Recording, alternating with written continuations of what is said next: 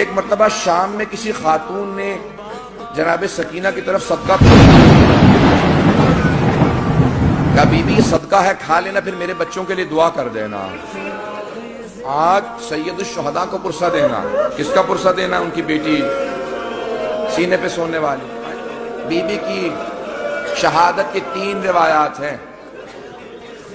میں بار بار شہادت کیوں کہہ رہا ہوں؟ جو طبیعی موت مرتا ہے نا اسے کہا جاتا ہے وفات، اور جو ظلم سے مرتا ہے اسے کہا جاتا ہے شہید۔ اب بی بی پہ تو بڑا ظلم ہوا تھا نا، اب لوگ برداشت نہیں کر پائیں گے۔ میں شہادت کی ایک روایت صرف پیش کرنا چاہتا ہوں اگر سن پائیں، لیکن میں ایک سوال کروں آپ سے، اگر کوئی کسی کے بچے کو تماچا لگا دے، ماں باپ سامنے کھڑے ہوں، کیسی کیفیت ہو جاتی ہے؟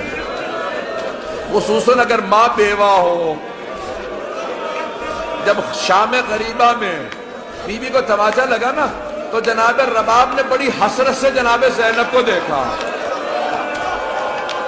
کیوں؟ کہ بیوی میری بچی کو بچا لو۔ جناب زینب نے کہا رباب اب مجھے مت دیکھنا، میرا عباس نہیں رہا۔